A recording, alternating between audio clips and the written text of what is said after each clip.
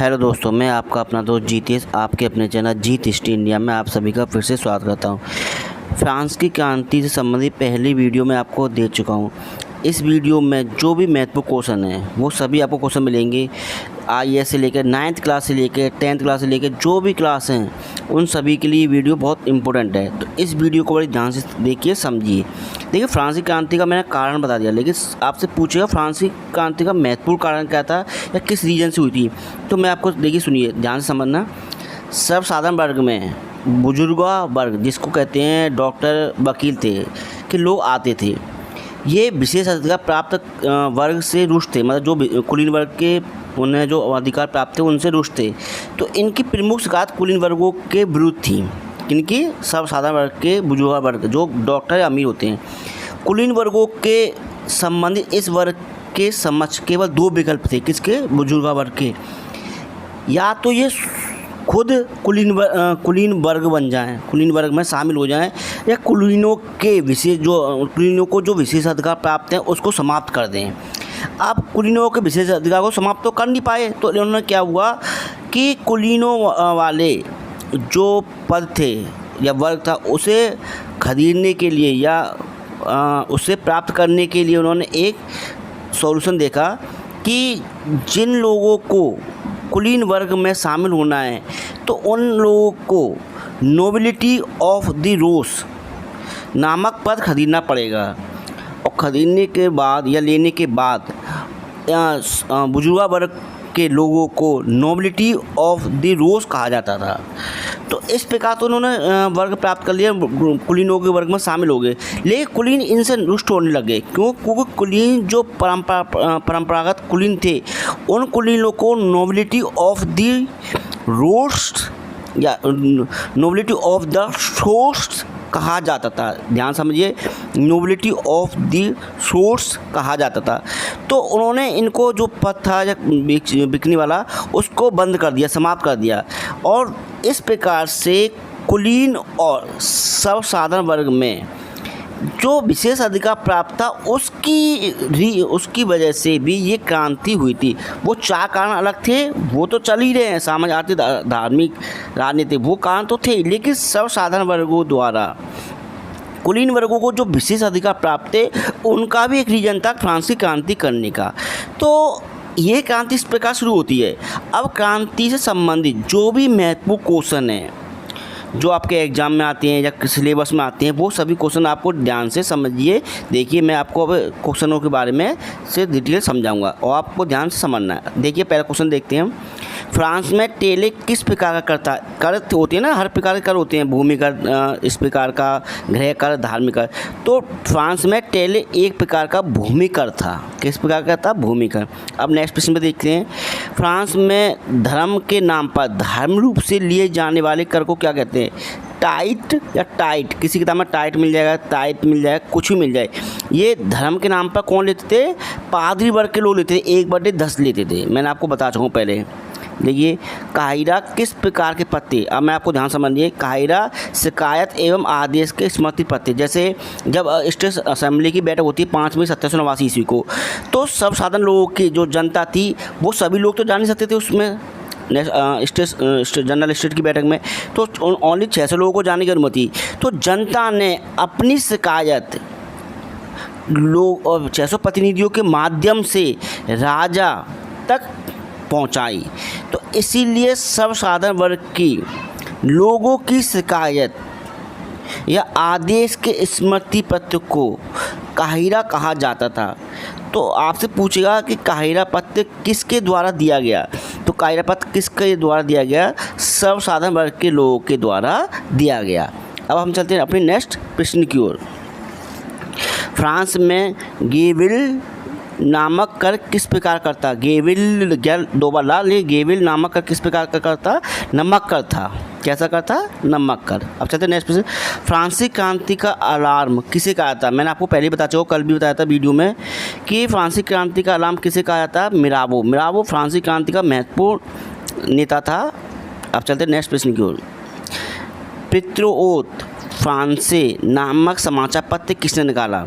तो भाई लोग अपनी क्रांति की आवाज़ कहाँ तक पहुँचाएंगे? समाचार पत्रों के माध्यम से। तो ये समाचार पत्र किसका था? मिराबो का। किसका था? मिराबो। अब चलते हैं नेक्स्ट प्रश्न की ओर।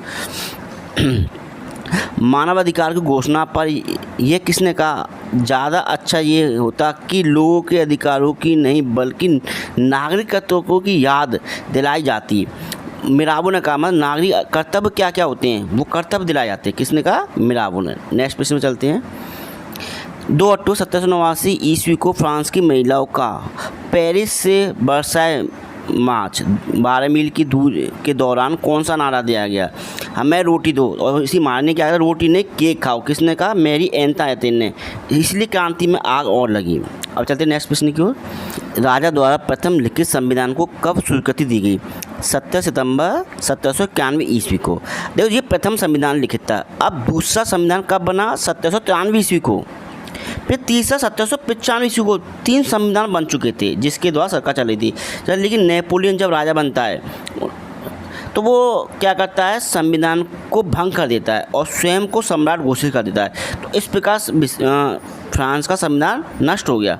लेकिन 1875 ईस्वी में फिर फ्रांस का संविधान बनता है। ध्यान रखना ध्यान से।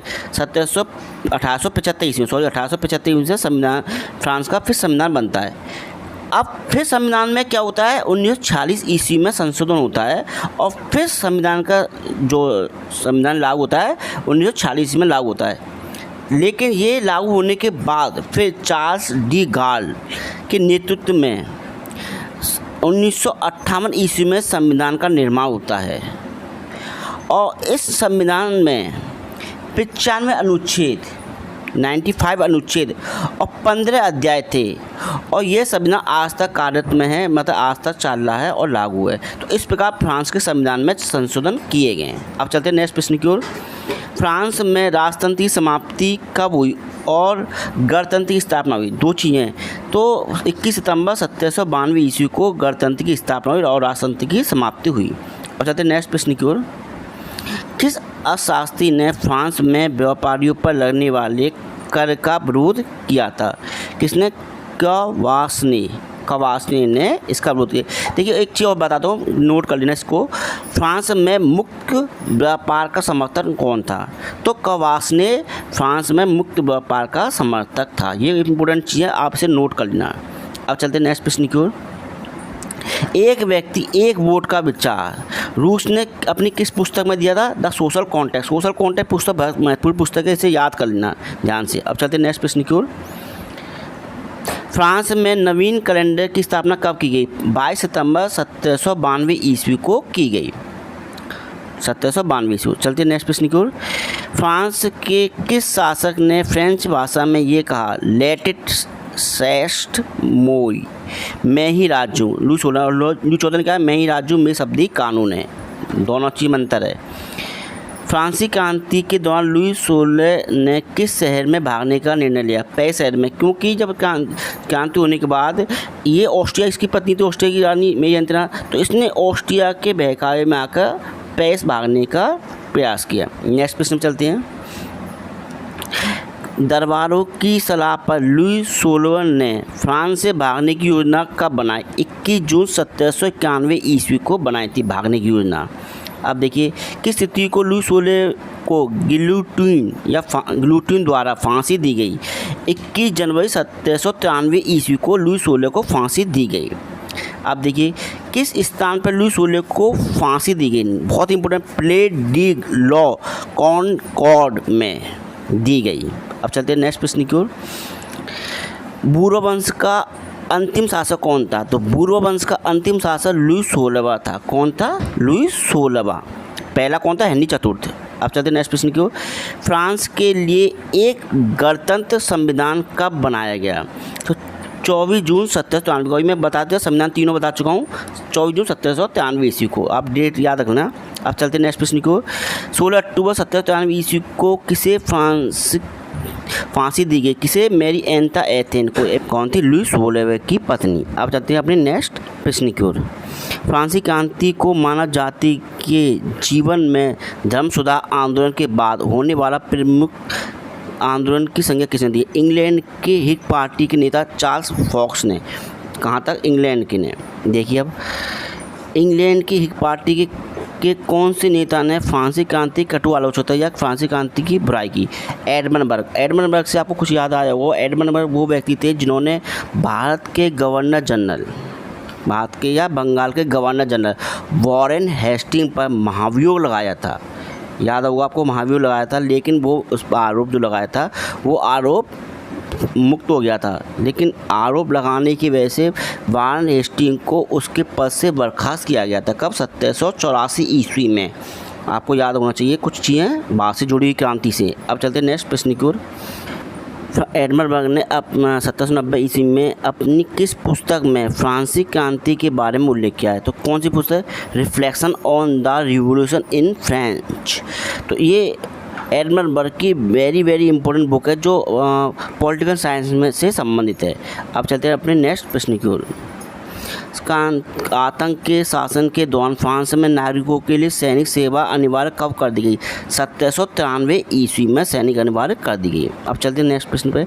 फ्रांसीसी क्रांति का अंतिम शहीद व्यक्ति कौन था? बबूफ फ्रांसीसी क्रांति का अंतिम शहीद व्यक्ति था। अब चलते हैं नेक्स्ट प्रश्न को। बफूफ के शिष्य का क्या नाम था जिसने बफूफ के विचारों को पूरे यूरोप में फैलाया? तो फिलिप बोनारोटी ने। ठीक है। अब चलते नेक्स्ट प्रश्न को। कोई राजनीतिक पद्धति जो जनता के सहयोग पर आधारित ना हो सफल नहीं हो सकती। ये कथन किस फ्रांसीसी विचारक का था जिसके कथन को अमेरिकी स्वतंत्रता की घोषणा में सम्मिलित किया गया? देखो बहुत बड़ी बात है, अमेरिकी घोषणा में इसके विचार को सम्मिलित किया गया। रूसो फ्रांसीसी क्रांति में बहुत महत्वपूर्ण व्यक्ति था। अब चलते नेक्स्ट प्रश्न को। रूसो को क्रांतिकारियों का पैगंबर किसने कहा? रूसो को क्रांतिकारियों का पैगंबर किसने कहा? लियो गर्साई ने। किसने? लियो गर्साई ने। अब चलते नेक्स्ट प्रश्न को। 1793 ईस्वी में प्रजातांत्रिक संविधान को रद्द कर दिया गया और एक नया संविधान बनाया और कब लागू किया गया? 1795 ईस्वी में। 3 संविधान 91, 93 और 95 में 3 संविधान ऐसे बने और बाद में बनेंगे। अब चलते नेक्स्ट प्रश्न को। फ्रांस का राष्ट्रगान मार्शले किस व्यक्ति ने लिखा था? रोजे दी लाइन ने। देखो भारत का भी राष्ट्रगान था। आपको जनगण मनगण याद है? जनगण मन अधिनायक जय हो भारत भाग्य विधाता। तो भारत का राष्ट्रगान कब लिखा? 1911 ईस्वी में लिखा गया था। अब कब? कलकत्ता के कांग्रेस अधिवेशन में पहली बार गाया गया। लेकिन जब भारत में भी गाया गया था, जब जॉर्ज प्रथम बाद में आते पंचम, उस समय उनके सामने ये गाया गया था जनगण मनगण। तो फ्रांस का राष्ट्रगान कौन था? रोजे दी लाइन ने लिखा। फ्रांस का राष्ट्रगान मार्शले कब गाया गया? अप्रैल 1792 ईस्वी को फ्रांसीसी क्रांति के दौरान गाया गया। मार्शले स्थान पर गाया गया था। अब नेक्स्ट प्रश्न पर देखते हैं। सरकार ने कर्ज को चुकाने के लिए किस प्रकार की मुद्रा जारी की? एसाइग्नेट मुद्रा जारी की। अब चाहते हैं नेक्स्ट प्रश्न की ओर। फ्रांसीसी क्रांति के तुरंत बाद राष्ट्रीय मोहर पर फ्रांसीसी सम्राट के स्थान पर किस ग्रीक देवता की छवि अंकित की गई? देखो वेरी इंपॉर्टेंट क्वेश्चन है। किस पहले राजाओं की तस्वीर थी? हरक्यूलिस देवता की छवि अंकित की गई। वेरी इंपॉर्टेंट क्वेश्चन है। अब चलते हैं नेक्स्ट प्रश्न पर। किस इतिहासकार ने वॉल्टेयर को फ्रांसीसी विचारों का पूर्ण दर्पण कहा है? H.J. रोज। किसने? H.J. रोज ने कहा है। अब चलते हैं नेक्स्ट प्रश्न की ओर। किसने फ्रांस की शासन की बुराइयों को चर्च की व्यवस्था को जनता के सामने उजागर किया? किसने किया था? दिदरो। ये सभी व्यक्ति फ्रांसीसी क्रांति संबंधित, दिदरो, वॉल्टेयर, मॉन्टेस्क्यू, ये सभी व्यक्ति बहुत इंपॉर्टेंट है। अब चलते हैं नेक्स्ट प्रश्न की ओर। लुई 14वें का युग नाम पुस्तक के लिए कौन है? वॉल्टेयर। मैंने बताया था ये दार्शनिक है, सभी इतिहासकार हैं दार्शनिक, ये सभी बहुत महत्वपूर्ण भूमिका निभाते हैं। अब चलते हैं नेक्स्ट क्वेश्चन पे। वॉल्टेयर ने चर्च की बुराई की तुलना किससे की है? चर्च की बदनाम वस्तुओं से। कितनी बड़ी बात कह दी, जो बदनाम वस्तु होती है उनसे की। अब चलते हैं नेक्स्ट प्रश्न को। सत्य ज्ञान मानव मस्तिष्क के सभी दोषों का निवारण करता है, ये कथन किसका है? दिदरो का। सही बात है, ज्ञान ही सब कुछ करता है। नेक्स्ट प्रश्न पे चलते हैं। यदि रूसो ना होता तो फ्रांसी की राजक्रांति या फ्रांसी क्रांति नहीं होती। किसने कहा? Napoleon Bonaparte. नेपोलियन यही भी कहा था, सत्ता मेरी रखेल है। ये स्टेटमेंट किसका है? सत्ता मेरी रखेल है, नेपोलियन का। ये क्वेश्चन आपको याद रखना अलग से। अब देखिए नेक्स्ट प्रश्न पे, द पर्शियन लेटर्स नामक पुस्तक के लेखक कौन है? मोंटेस्क्यू स्पिरिट द लॉज नाम पुस्तक के भी लेखक हैं, स्पिरिट ऑफ द लॉज। अब नेक्स्ट प्रश्न पे चलते हैं, दाखत नामक पुस्तक के लेखक कौन है? वॉल्टेयर। मोंटेस्क्यू कौन है? Spirit the laws. मोंटेस्क्यू याद रखना, स्पिरिट द लॉज मोंटेस्क्यू की नामक पुस्तक है। अब चलते हैं नेक्स्ट प्रश्न की ओर, कूरिये द प्रोवांस नामक समाचार पत्र किसने निकाला?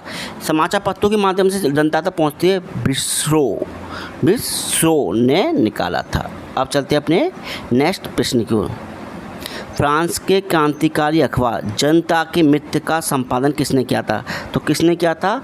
मारा या मारो, तो को अभी आता मारो या मारा ने। नेक्स्ट प्रश्न पे चलते हैं अब अपनी पे, फ्रांस की क्रांति में महत्वपूर्ण भूमिका निभाने वाली महिला कौन थी जिसे फांसी पर चढ़ाया गया? ओलंप दागुज। अब ओलंप दागुज को क्यों चढ़ाया गया?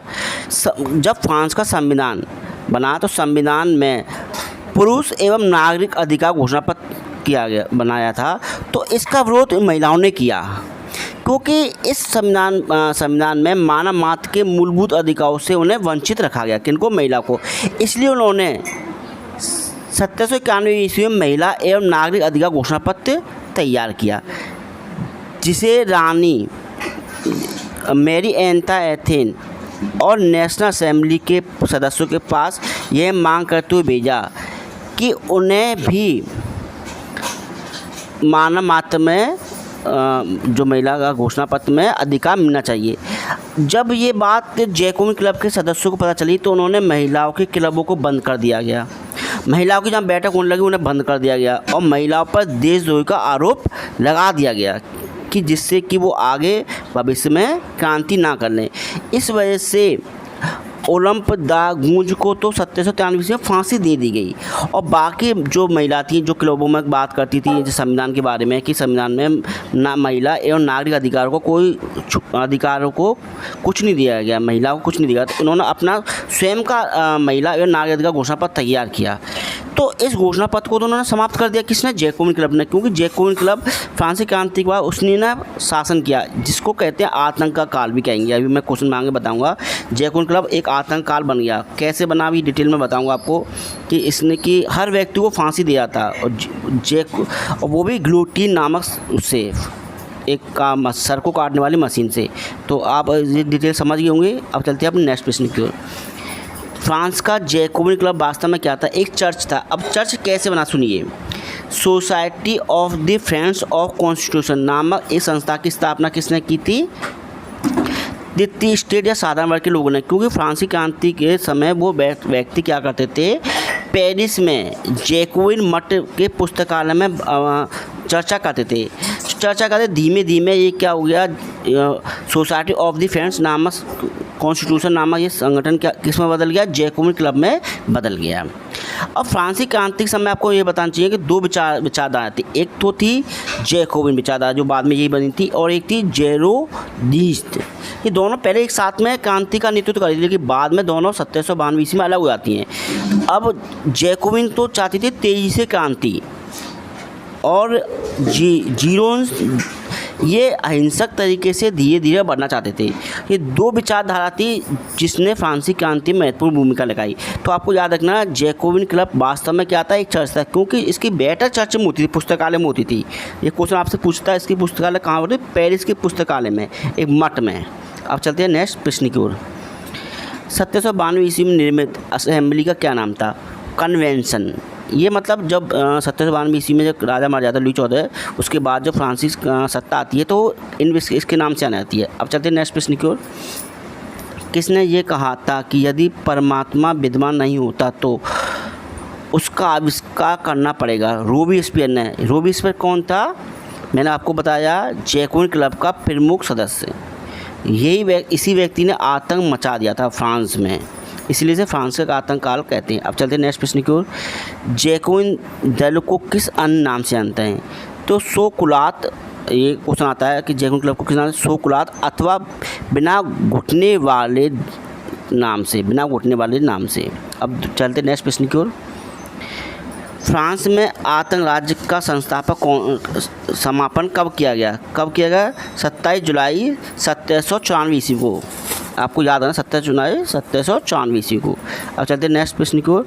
रोबेस्पियर को उसके साथियों के साथ कब फांसी दी गई? 27 जुलाई 1794 ईस्वी को फांसी दी गई। देखिए, इनका शासन करने का तरीका था, किसी व्यक्ति को गिरफ्तार कभी भी किया जा सकता, जैसे बाद में रॉलेट एक्ट था, तो किसको बिना मुकदमे को ऐसे कर सकते। ऐसे यहाँ पर एक पत्र लाया गया था, लात्रे दा का से। आपसे पूछेगा कि फ्रांस का कौन सा पत्र जिसे किसी व्यक्ति को गिरफ्तार, लात्रे दा का से नाम है एक पत्र जिसके आधार पर किसी व्यक्ति को कभी भी गिरफ्तार किया जा सकता था। अब चलते नेक्स्ट प्रश्न की ओर। निम्नलिखित में से जैकोबिन सदस्य कौन होते हैं? आपसे ऐसा क्वेश्चन पूछता है, इसमें कौन सा जैकोबिन क्लब का सदस्य नहीं था? आपको चारों सभी व्यक्तियों के नाम याद रखने हैं। रोबेस्पियर तो प्रमुख था, दांते, हेवर, एंटोनी मार नवे, ये तो प्रमुख थे। अब मारा आया है नाम, या मेरिट या मोरो, इसमें से एक ही व्यक्ति है ये। अब चलते नेक्स्ट प्रश्न की ओर। कौन कौन सा वर्ग फ्रांस में गणतंत्र का समर्थक था? अब मैं बताता, जैकोबिन और जेरूसलिम, ये दोनों एक ही थे, बाद में अलग अलग हो गए। एवं माउंटेनिस्ट, ये तीन ऐसे दल थे जो फ्रांस में गणतंत्र के समर्थक थे। किसके? गणतंत्रवाद के या गणतंत्र के समर्थक। अब चलते नेक्स्ट प्रश्न को। आतंक के राज के विरुद्ध कौन सी प्रतिक्रिया फ्रांस में आई? थर्मिस्डोरियाई नाम में एक प्रतिक्रिया आई। अब चलते नेक्स्ट प्रश्न की ओर। राष्ट्रीय सम्मेलन ने कब फ्रांस के लिए एक गणतंत्र संविधान बनाकर लागू किया? 3 आ गए, 91, 93, 95। तो 26 अक्टूबर 1795। अब वो तीनों संविधान डेट याद रखनी है, भले बाद वाली याद ना हो, लेकिन इन संविधानों को आपको याद रखना है। अब चलते नेक्स्ट। डायरेक्टरी का शासनकाल कब आरंभ हुआ? 27 अक्टूबर 1795। आपको ये बताता हूँ कि नेपोलियन का उदय, आपसे पूछेगा क्वेश्चन कि नेपोलियन का उदय कब हुआ या किसके शासनकाल में हुआ? तो डायरेक्टरी के शासनकाल में हुआ था नेपोलियन। और नेपोलियन का पहला युद्ध किसके विरुद्ध था? तो 1797 ईस्वी में, 1797 में किसके विरुद्ध था? ऑस्ट्रिया के विरुद्ध था, जो इटली क्षेत्रों में किया गया था।